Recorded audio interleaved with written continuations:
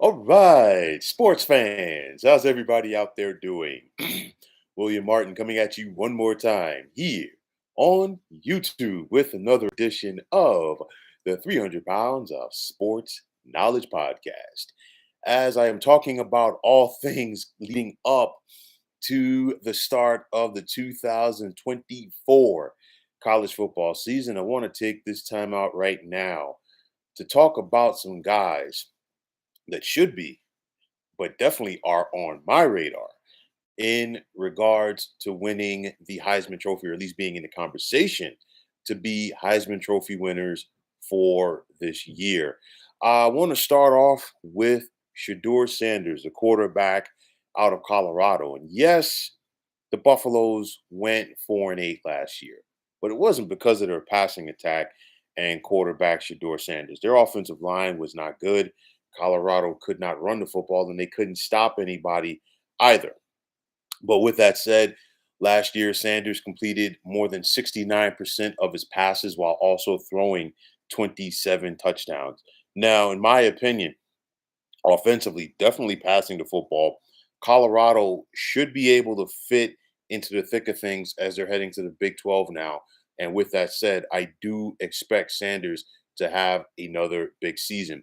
One of Sanders' teammates to keep an eye on is going to be Travis Hunter, because there really isn't that much that Travis Hunter cannot do on the football field, as he was Mr. Do It All for Colorado last year, both as a defensive back and a wide receiver. We're talking about a guy who's not doing it part time, he's a full time two-way player. And if Hunter can help Colorado have a big season, and obviously, they can't be a losing team like they were again last year, this year, that would definitely put him in the Heisman conversation. Now, staying in the Big 12, I'm looking at Ollie Gordon, the outstanding running back from Oklahoma State. And last year, as a sophomore, we saw Gordon clean up on the individual awards, which included being the Big 12's Offensive Player of the Year, as well as winning the Doak Walker Award as the nation's top running back. Gordon will once again be one of the best caught ball carriers in the nation as long as he's healthy. And if Gordon's legs can keep Oklahoma in the mix as far as the top teams in the Big 12, he might get that invite to New York City come December. And honestly, for me, for what it's worth, I think Oklahoma State has to be in that conversation to win the Big 12 this year and get to the college football playoff. That definitely should help the standings of Ollie Gordon. Now, staying at the running back position, and I'm about to talk about a guy who just transferred here. You got Quinshon Judkins, the running back from the Ohio State, and of course, seems a little weird saying that, because we've seen Quinshon Judkins the last couple of years at Ole Miss, but nonetheless, he's transferred from the SEC to the Big Ten, and we saw him tear it up in the Southeastern Conference in the last couple of years for Mississippi, and now he's going to give it a try in the Big Ten. You're talking about a guy in Quinshon Judkins, more than 2,700 yards on the ground in 2 seasons at Ole Miss. And for anybody out there who does not know the name of Quinshon Judkins, I guarantee you that they will very soon if he continues to produce like this when he's in Columbus. Another transfer to keep an eye on, Dylan Gabriel out of Oregon, their quarterback. And of course, Dylan Gabriel is well traveled. I mean, and he could be on the verge of having a big season in Oregon. We saw what he did to start his career at UCF. He has 125 passing touchdowns for his career, which includes 55 over the last 2 years at Oklahoma.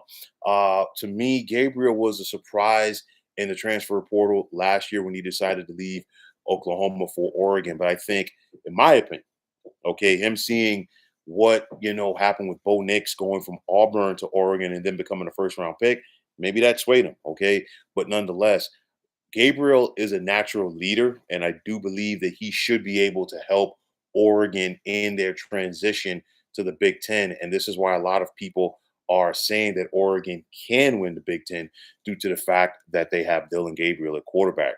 Now, staying at the quarterback position in the Big Ten, Drew Aller out of Penn State. And last year was his first full season as a starting quarterback for the Nittany Lions. He threw 25 touchdowns to just 2 picks, while he completed just under 60% of his passes.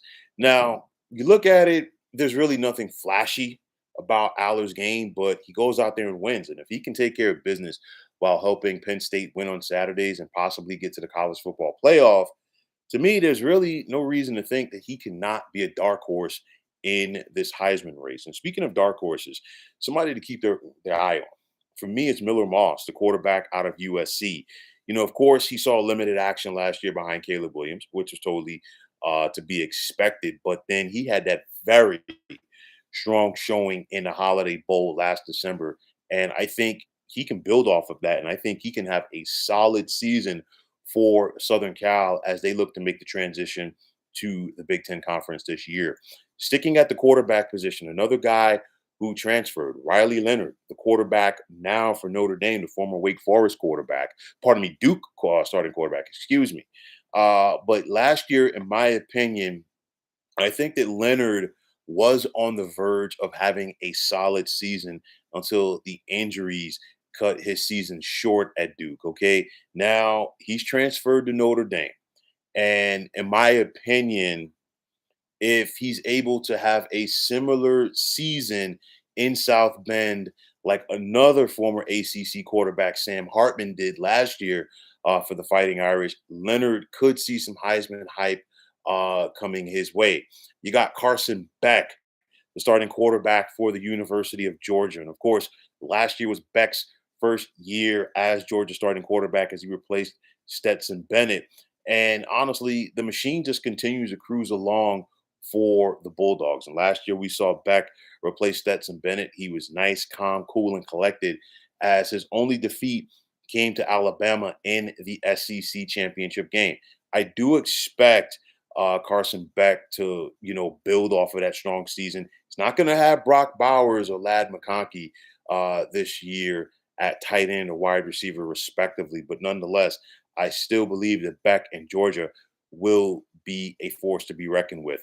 Another guy in the SEC to keep your eyes on, and I've been talking about him a lot. Okay, Luther Burden III, the phenomenal wide receiver from Missouri, and I've been saying this for the longest time, and I'm going to keep saying it. If Luther Burden III was eligible for the NFL draft this past spring, he would have been a first round pick. Okay, he would have been right in that mix with all of the wide receivers that we saw go in round one. Okay, phenomenal wide receiver. He checks all the boxes: speed, explosiveness, strong route running, and playmaking ability. And at the end of the day, if Missouri has another big season like they did last year, Luther Burden's going to be in the mix for the Heisman. And finally, Quinn Ewers from Texas. And I know that there's plenty of hype for Arch Manning at Austin, and rightfully so. And the future is extremely bright for that young man. But we can't overlook Quinn Ewers, who was fresh off of helping Texas win the Big 12 in their last year in the conference, and of course, getting to the college football playoff for the first time. And there are a lot of people that are expecting Texas to be a heavyweight right away in the SEC.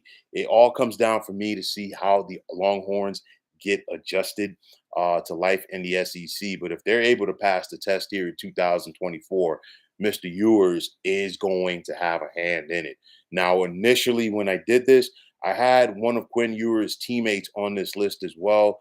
Unfortunately for CJ Baxter, he tore that ACL, is going to have surgery, and he's not going to be able to participate here in 2024, which is a shame. One of the better players in college football, a very explosive back, and you're just hopeful for his sake that he can come back strong in 2025. But nonetheless, like I keep saying, we have a phenomenal college football season right around the bend. It's only a matter of days away at this point.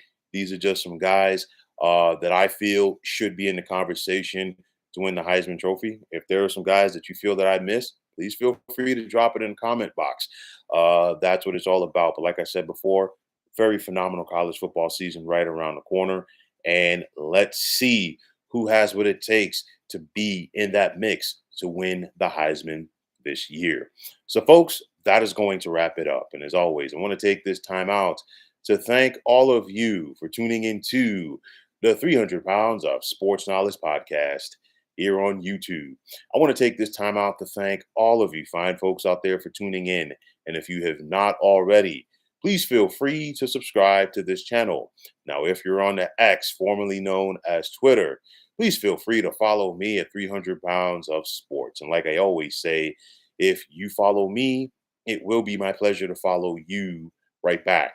There's also the sports discussion group on Facebook at the Sports Depot 365. Now you can check it out. Drop a line and be a part of one of the better sports debating sites going on social media. Also, be sure to check out the 300 Pounds of Sports Knowledge channel tomorrow night as I will continue my breakdowns for the upcoming college football season, as I will be talking about coaches who could be potentially on the hot seat heading into the new season. So, folks, once again, my name is William Martin. I am signing off, and I'm saying thanks once again for tuning into the 300 Pounds of Sports Knowledge podcast here on YouTube. Be well, everybody.